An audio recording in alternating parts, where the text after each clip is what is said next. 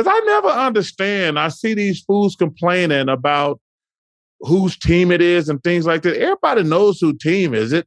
Yeah. You just want some help. I said, if you're worried about, I said, it'll come out in the wash who team it is. You go back and I watched Kobe and Shaq. I'm like, well, they arguing who team it is. I says, well, at some point, Kareem turned it over to Magic. Yeah. And that's probably the Lakers' biggest problem now. I said this on the show the other night. At some point, LeBron's going to have to say, AD, damn, I'm 100 years old. It's about time for you to be the best player. You're in your prime. You should be, because I said about 5 or 6 years ago, I said, that dude there is going to be the best player in the world for the next 10 years. And he's not even in the conversation anymore. Giannis is the best player in the world right now. I've given up. I've given up on the AD having that possibility anymore. I think it's too late. I think he's had too many injuries, and I actually don't think he's gotten. I don't feel like he's gotten better. I feel like he peaked in 2018 on that New Orleans team. I don't think he has that killer instinct. Like, you have to have a thing like, I'm going to kick your ass, and there's nothing you can do about it. And that's one of the cool things about being a great player. Yeah. 99.9% of the time you step on the court, you're the best player out there. Like, in today's game, if you're Steph Curry, you're the best player 99 unless you're playing against LeBron or Giannis, but you're still the second best player out there, and you want to put on a show. But you have to have a mindset like, I'm here to put on a show too. Yeah. I want everybody to know I'm the baddest MF out here right now.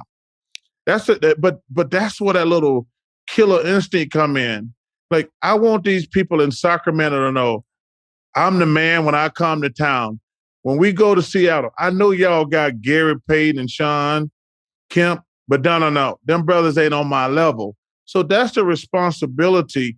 Like, when I got to see a great player, I couldn't wait to get to the arena. Because I was like, y'all think this guy is great. I'm going to show y'all some shit out here tonight that y'all can't handle. And like, because part of being a great player, you got to have an ego. You got to have an ego. Everybody who's great at something has an ego. Well, that was like when Bird in his peak, the West Coast trip, because he only got to play those cities once, and they all had a bunch of forwards that couldn't guard him. Yeah. And the whole trip, he's like, I'm lighting it up for 2 weeks. Jordan was the same way. Like, this is my one chance to go through the West Coast and basically lay the smackdown on an entire coast. And the same thing when the Lakers came east, when Magic and those guys came east. You're like, we want everybody to know we're the Lakers. And like every time the Lakers came to town in Philadelphia, it was like, man, these dudes trying to kill us. They want everybody to know they're the Lakers. But that's part of responsibility when you're great at something. I knew we were in trouble with Davis last year when he put on all that weight. He put on the muscle. And it's like, why are you changing who you are? We saw you in the bubble. You were dominant. You had a chance that you were flirting with like borderline Pantheon stuff, and then he sucked in the last game. But then you go back to the New Orleans, everything's above the rim. Yeah. Everything is playing off Rondo, and just everything is attack the rim, and then his little like 10-foot game. When I see him, like I went to the game Thursday night, he's just perfectly happy to just chuck up a 20-footer. Yeah. And not try to take advantage of, like, he's got these McHale arms and he's got drop steps. He's got all these things he can do. And it doesn't seem like he wants to tap into it sometimes. Well, I think the one thing that surprises me and shocks me is that he's around LeBron. And LeBron talks about he spends $1 million on his body a year. Yeah. You're like, yo, man, you going to get to play with that dude? Yeah. Like, I'm going to be like a sponge to LeBron. I'm like, yo, man, whatever he's doing, because no disrespect, I don't think AD is going to be in the league at 40 like LeBron is after 20 years because, he's been injured so much. But if I play with a guy like LeBron, I'm like, yeah, I'm going to do what he does. Whatever he has for breakfast, I'm eating it. Whatever he has for lunch, I'm doing it. Whatever he has for dinner. If he's going to lift weights, hey, man, can I tag along with you? I mean, that's what I would do. That's what part that disappoints me. Yeah, that was the Redeem Team doc.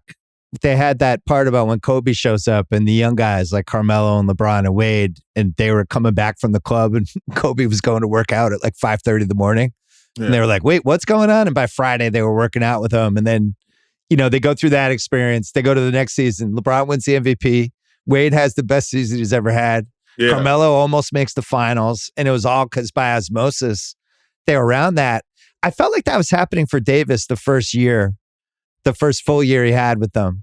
But now I don't know. And it seems like the way you were pretty good about what you talked about with Westbrook, although I think Westbrook gets some of the blame because it's what the money's for. Like he opted in, he knew it was a bad situation, he took it.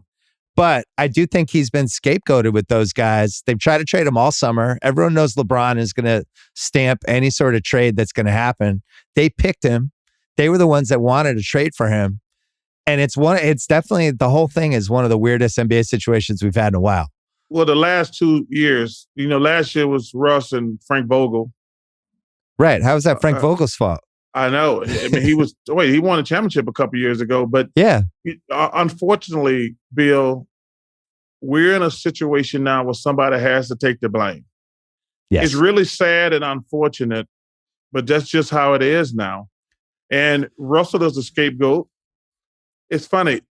None of those guys on that team can shoot, but you only hear about Russell because that's the narrative now.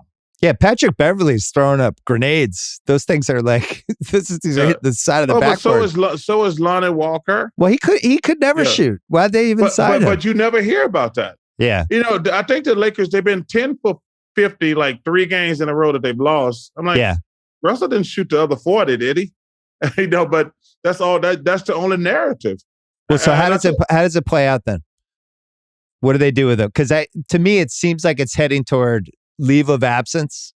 Russ is going to take a week off and then we'll just never see him again, and they'll trade him in like February. And I think Utah is going to be the team they trade him to. Well, I think first of all you got to do something because there's too much distraction. First of all, I feel bad they unbroke his spirit. They did. Russ, I said the first time, I said, man, I feel bad for Russ. They unbroke his spirit because he don't play the same. He don't have the same joy.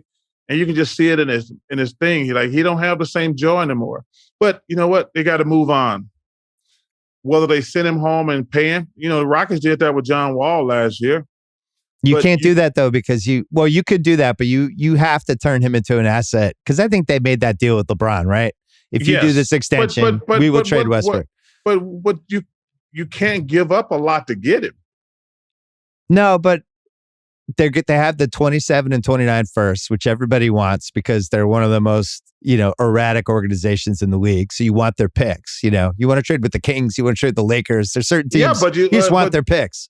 I agree. But if you're one of those other teams, Russ is gone after this year. Yeah. I'm not going to give you anything. I'm going to give you junk. I mean, of course they want those picks.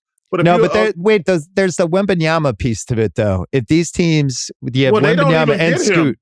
They don't even have their pick next year. The Lakers don't. No, but I'm saying if you're Utah, you're almost trying to make your own team worse this year because it gives you a better chance to get those guys, right? You watch Utah, they have professional basketball players. You probably shouldn't start 3-0 if you're trying to tank. Well, that's the thing. So Danny Ainge has to throw his body in front of me. He's like, oh my God, Jordan Clarkson, Kelly Olynyk, what have I done? These guys are playing too well.